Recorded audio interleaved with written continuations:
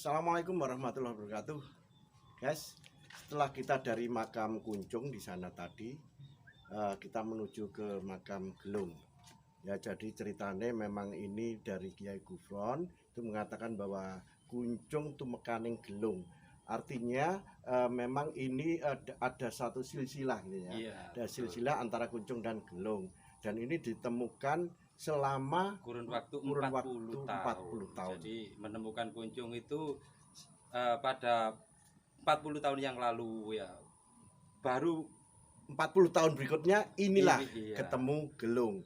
Baru ya setelah bulan. Gelung ini ketemu, dibangunlah Gelung ini sangat sederhana sekali yang akhirnya Kiai Gufron telah meninggalkan kita semua begitu. Iya, betul. Dan alhamdulillah dari PSS ini akan menggantikan Kiai Gufron. Dan untuk selanjutnya kita akan bertanya-tanya kepada sesepuh-sesepuh mriki. Oke, lanjut.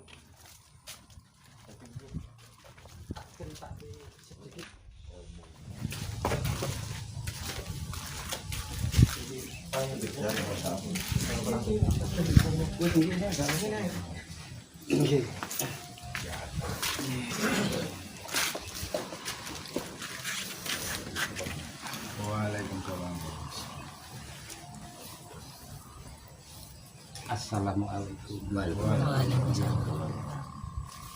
Kenalaken kula Master Han saking Padepokan Sendang Sejagat Region Surabaya. Lah mriki perlune kepingin nguri-nguri sejarah, kepingin roh ceritane piye asal usule Mbah Buyut Corogo utawa sing jenenge Mbah Gelung. Jenengan sinten namine Pak? Kalau Pak Marang, Nggih. lu kunci, lu kunci apa nih? Nggih. Kunci asal usulnya saking persatuannya di Makuntung, ya. Terus ini soalnya kan zaman Belanda. Nggih. Ini pun bapak langsung itu. Teman itu punya perdepokan, perdepokan, sama persatuan, teman itu sama perkumpulan, teman itu. Tapi poro-poro, nopo itu nih, sing itu loh, nopo, gua penggawan itu, kalau pak kembaran untuk mereka kan, nah itu paling tua gitu, Berarti mereka itu semacam perkumpulannya tiang-tiang sing ngelawan Londo, jangan Londo niku ngoten. Kan nopo. Kemudian kan kaki tangannya Diponegoro. Oh, berarti niki sik anak buahe kata-kata istilah anak buahe Pangeran Diponegoro. Nggih berarti sada enten hubungane kali Mbah Kuncung. Wau mriku kan enten batu lapak sing mitosnya itu untuk tempat semedinya Pangeran Diponegoro. Terus dilanjutkan sampai Pak Karno presiden pertama niku. Terus jenengan lanjutaken Mbak niku ceritane niku. Nah, iki kan persatuane perkumpulan temen iki dhewe kan iki kan temen iki kan perkumpulan Mbah Corogo niki kan zaman kalau kemudian kan zaman Belanda. Nggih. Dengan ada kemudian persatuan. Nggih. Wis dipecah temen iki kan wonten Bang Dalem. Daleme wonten mriku. Nggih. Ajeng ngoten mriki. Iki zaman rumiyin wonten Guntur Dumalegi, wonten lahar, nah cinta Mbak Boyo niku nyegati wonten daerah Wates niku wonten daerah Wates niku. Tapi kan dusun Wates, adi lahar ditolak niku. Saking gunung pundi niku lahar? Gunung Kelut. Oh, berarti Gunung Kelut mengeluarkan lahar, tapi dengan kesaktiannya orang zaman dahulu bisa ditolak. Oh, gitu. Tersimpakan.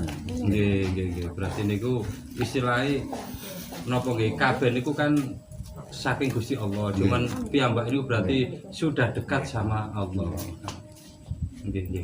Pun dengan lanjutkan ceritanya. Nah, jenengan mriki kan napa perdepokan. Nggih. Perdepokan dan perkumpulan. Nggih.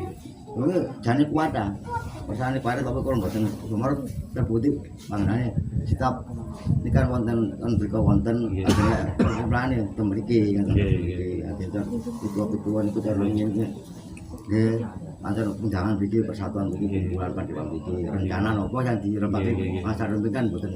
Nggih, mboten bebas enten Londo kan. Persatuan perjuangan zaman Londo niku kan cara melindung. Nggih. golek persembunyian cara Persembunyian. nggih. Atas persembunyian kowe aman lah. Nggih, nggih. Iki cara sing dapat alas iki ngambil tekane dados ronan dusun. Jadi dusun berarti sing kados wonten cikal bakal dusun Mbah niki nggih. Mbah Buyut Corogon niki. Perjuangane Terus beliau itu berarti sampai persembunyian sampai akhir sampai akhir hayatnya sampai mati ini gitu ten mriki niki. Terus napa griyane napa ini ten pundi kira-kira biyen niku? lumayan dari Yogyo. Oh, asline Jogja. Mbah Corogon. Mbah Corogon. Berarti sing keturunan teko Mataram. nggih. Wis ngoten pun cekap. Nggih. Oh, critane Nah, terus. niki saged Nggih. ketemune niki awalnya terus pundi? Awale Mbah Corogon Nggih, kok ketemu makame dateng niki. kan rumiyin wonten. Memang wonten cuma dereng dibangun asik rupa apa niki kekubunan niki. Oh, nu. Ero Mbah Corogon dhisik cuman gak ro nek iki nggone gelung. Nah, seperti itu tadi. Dinamakan gelung niku nggih Gus Gubah Gubron. Yai Gufron itu. Nah, ini sekalian menguak turunnya amanah dari Pak Yai Gufron ke saya itu kronologinya itu pun ganti kula sing cerita nggih. Nggih, niku kan pun mari silsilah niki. Jadi kronologinya itu seperti ini. Pada hari Minggu itu saya pulang ke Jombang, saya aktivitas di Surabaya. Tiap minggu saya pulang ke Jombang. Pada saat itu saya diajak teman saya itu ziarah ke sini gitu. Saya itu awalnya agak keberatan, masalahnya saya nggak terbiasa istilahnya ke tempat seperti ini. Terus akhirnya saya menyetujui, oke lah kalau gitu kita berangkat. Terus setelah itu jam 7 malam setelah Isya itu. Terus saya ajak berangkat tapi teman saya itu nunggu waktu, nanti aja jam 9. Saya datang, assalamualaikum, itu beliaunya itu kaget gitu loh, beliaunya itu kaget, loh ini orang yang saya tunggu seperti itu. Nah itu diceritakan setelah saya salami semua di sini, saya salaman sama Kiai Gufron, itu beliaunya bilang hablum minallah wa hablum minan nas. Itu Kiai Gufron yang bilang. Di sini disaksikan banyak orang yang di sini. Hablum minallah, Allah berkehendak mempertemukan jenengan kali kula. Hablum minan nas, pada kenyataannya jenengan saged ketemu kula kali kula malam ini. Maka bersyukurlah jenengan bisa ketemu saya. Bersyukurlah kepada Allah bisa ketemu saya malam ini. Itu yang dipesankan Yai Gufron. Nah, setelah perkenalan itu, saya itu di sini Yai Gufron itu langsung turun pejangan amanah itu, cuman amanah itu enggak seberapa gitu loh. Pejangan yang sifatnya misalkan sudah pernah ngelakuin ini, sudah pernah melakukan ini, itu langsung turun di sini. Ya malam itu juga. Ya setelah itu singkat cerita poinnya setelah sudah malam kita putuskan untuk istilah pulang gitu ya, kita pulang. Lah waktu pulang itu Pak Yai itu bilang ke saya, jenengan wangsul ten Surabaya niku kapan? Kula wangsulin niku benjing kula pun wangsul, tapi seminggu lagi saya datang ke sini lagi. Kalau datang ke sini lagi sempatkan datang ke rumah saya. Sampai minta nomor telepon ke asisten Pak Miati. Ya, itu. Terus di sini sama-sama kita kasih nomor telepon. Hari Minggu ke Minggu, 8 hari Minggu ke Minggu itu saya datang lagi ke Jombang. Saya telepon yang tadi Pak Dan itu yang nyupiri tadi itu asistennya Pak Yai Gufron. Nah itu saya telepon Pak Dan, saya pulang ke Kauman. Terus saya dikasih alamat. Oh ini saya di depan di sebelah belakangnya cucian mobil di Badang. Saya cari ketemu sudah. Saya langsung diajak ke rumah Yai Gufron. Ini selangnya 8 hari, hari Minggu ke Minggu. Itu jamnya setelah sholat zuhur. Ya, setelah sholat zuhur kita ke sana, nyampe di sana saya sudah disambut. Jadi Pak Yai Gufron beliaunya sudah pakai kebesaran seperti ini. Nah, makanya pada waktu yang di sini tadi itu ada yang kelewatan sedikit. Jadi nanti itu ada yang menemui saya, orangnya pakai baju hitam ada kombinasi merah. Ya ini yang dimaksud baju sakralnya PSS. Jadi baju sakral PSS ini ke bawah ke alam gaib. Ya Pak Yai almarhum Pak Yai Gufron ketemu dengan saya. Nah, saya nggak bisa menjabarkan. Saya cuma ketemu sama Pak Yai Gufron waktu saya wirid. Jadi saya wirid, saya ketemu ada sosok bayangan di depan saya. Terus dianalisa Mbak Surip, ternyata oh dalam waktu dekat jenengan akan ditemukan secara nyata. Itu Mbak Surip yang analisa. Terus saya pulang terus ketemu itu ya, itu tadi yang keliwatan ceritanya, yang tidak keliwatan. Terus waktu di sana jarak 8 hari itu, nah di sana itu nama saya itu diganti sama Pak Yai Gufron. Ya, assalamualaikum. Waduh, Joko Sambang teko. Jadi nama saya diganti sama Pak Yai Gufron itu Joko Sambang.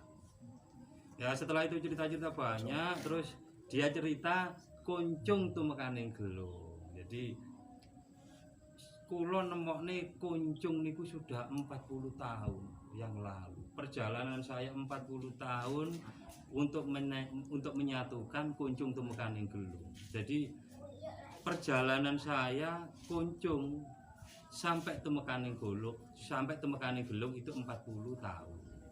Lah nek wis tak satukan berarti wis sampurna lakuku. Itu yang dikatakan Pak Yai Gufron ke saya dan disaksikan asistennya Pak Danmiadi itu yang tadi di Gunung Kunjung itu. Ya setelah itu ojo patah semangat ya, terus no perjuanganku seperti itu dia. Terus saya ngomong kan gitu loh, saya ini dablek Pak Yai, dablek nanti karo Sunan Kalijogo seperti itu. Awakmu turun duwe gelar tapi Sunan Kalijogo itu gelar. Terus dijelaskan Sunan Kalijogo itu gelarnya itu berandal, sama lu gak duwe gelar. Kok ngomong dablek? Nah seperti itu. Jadi istilahnya saya nggak bisa menolak, nggak bisa mengelak itu ya. Ya terus saya siap gitu loh ya. Insya Allah saya bisa gitu. Terus itu ditawarin, asalkan kamu mau di depan, aku tetap di belakang. Kamu minta apa saya kasih. Seperti itu. Itu yang dikatakan Pak Yai Gufron ke saya waktu di rumah beliau. Ya terus itu, misalkan kalau kamu minta kesaktian, saya bisa ngasih kamu itu ilmu yang misalkan nggak usah 1-2 orang, bulan ratusan orang sekali kibas tepar semua. Biar nanti gurumu kaget. Itu seperti itu sampean seperti itu. Kamu ingin ilmu yang nggak mempan ditembak, jangan nggak mempan ditembak, nggak mempan dibom saya kasih, asalkan kamu mau di depan. Itu seperti itu ya. Terus intinya saya kan nggak tertarik seperti itu. Jadi yang namanya sakti itu saya nggak kepingin. Itu nanti datang sendiri dari Allah kan seperti itu. Jadi kita kita apapun itu kita yang penting ikhlas. Kalau ada sakti itu bilangnya Guru Mamas itu hadiah. Ya terus itu setelah itu kita aman-aman sudah istilahnya sudah banyak yang dikasihkan ke saya. Ya terus itu kan saya ke sana kan duhur, menjelang asar saya disuruh pulang. Ya menjelang pulang itu kita sudah pamit. Terus saya ditanya lagi, kamu pulang lagi ke Surabaya itu kapan? Masih besok Pak Yai, hari Senin. Oh berarti nanti kita ketemu lagi ya di yang dimaksud di sini di Baboy Coroko ketemuan pertama. Pak Daisa ya, usahakan bisa datang, bisa ketemu. Oh nggih Pak Yai. Ya. Asar ke Isya kan itu waktu yang nggak lama. Hanya beberapa jam. Saya setelah Bata Isya saya ke sini. Saya ditemui sama Pak Dan tadi, asisten Pak Yai. Ngapunten Pak Yai, setelah jenengan temoni tadi mendadak sakit. Jadi sudah nggak bisa ke sini. Ya. Ya. Jadi intinya mau ketemu yang ketiga kalinya Allah sudah tidak mengizinkan. Jadi ya memang kalau hakikatnya amanah itu 1, 2, nggak ada 3. Itu hakikatnya amanah. Jadi nggak, kalau sudah ketemu 1, kedua sudah nggak ada ketiga. Lah setelah itu ya itu kan terus sudah nggak bisa ketemu lagi kan, beliaunya langsung sakit. Jadi saya istilahnya pulang itu agak ya apa ya jenenge apa ini ketemu kiai terus gak sido rek kiai ini sakit gelong rasanya. Terus saya pulang ke Surabaya. Seminggu kemudian saya dapat kabar dari Pak Danmiati tadi, saya di WA tepatnya jam 12 malam hari raya kurban, beliaunya meninggal. Pak Yai Kubron. Saya dihubungin itu nggak bisa langsung balas, masalahnya saya sudah tidur. Saya buka WA itu subuh, setelah subuh mau berangkat sholat gitu. Terus saya nggak bisa pulang lagi ke sini langsung kan malam, jadi saya pulang besoknya itu saya pulang balik ke sini. Terus kan ada acara hari raya kurban kan, jadi saya menunggu sampai asar. Setelah maghrib saya datang ke sini, setelah isya itu saya telepon itu Pak asistennya Pak Danmiati itu lagi tahlil pertama di kediaman rumah beliau Pak Yai Kubron. Saya telepon itu alhamdulillah kok jenengan datang seperti itu. Terus minta alamat saya, memang Pak Dan itu belum tahu rumah saya. Memang ketemu baru itu, saya sudah tahu rumahnya, tapi Pak Dan belum tahu rumah saya. Saat itu minta alamat saya kasih, langsung meluncur setelah tahlilan itu. Itu jam 9 malam itu saya diajak langsung naik ke Gunung Konyong tadi sampai jam 1. Jadi intinya orang yang tadi di sana itu diundang semua sama Pak Danmiati. Ya di situ ada tokoh masyarakat Wonosalam, Bapak Sarno tadi, ada Bapak DPD tadi itu, ada juru kunci itu langsung ngomong. Saya saksi hidupnya bahwa ini yang disuruh meneruskan perjuangannya Pak Yai seperti itu. Jadi kronologinya makanya kita istilahnya silaturahim ke Gunung Kunjung Temukaning Gelung. Masalahnya ada PSS-nya. Jadi PSS ini sudah masuk ke dunia goib pertemuan saya dengan Pak Yai Kubron. Kenapa kok ini bisa terbawa ke dunia goib ya kita nggak tahu, mungkin itu Mamas Karyo yang bisa jawab. Seperti itu, ceritanya itu seperti itu. Misalkan saya datang ke sini pakai pakaian batik nggak ketemu, masalahnya saya di sana ketemu itu pakai pakaian ini. Lah ini saya berangkat pakai pakaian batik itu saya ada peringatan jangan dipakai, pakai pakaian seragam seperti itu. Lah kan istilahnya masa nanggone makam punten pakai pakaian sakral gitu. Jadi tapi saya pakai pakaian batik nggak bisa. Itu ceritanya itu seperti itu. Ya mungkin sudah selesai itu Gus. Jadi Kunjung Temukaning Gelung berarti sudah sempurna. Legenda Jawa Kunjung Temukaning Gelung itu yang dikatakan beliau Pak Yai Kubron. Terima kasih, itu yang dapat saya ceritakan, dapat saya kisahkan kronologi pertemuan saya dengan beliaunya almarhum Pak Yai Kubron yang akrab dipanggil Gus Kubron. Terima kasih, itu yang dapat saya ceritakan, dapat saya kisahkan kronologi pertemuan saya dengan beliaunya almarhum Pak Yai Kubron yang akrab dipanggil Gus Kubron. Dan kisahnya seperti yang tadi saya katakan. Saya kira cukup. Assalamualaikum warahmatullahi wabarakatuh. Waalaikumsalam warahmatullahi wabarakatuh.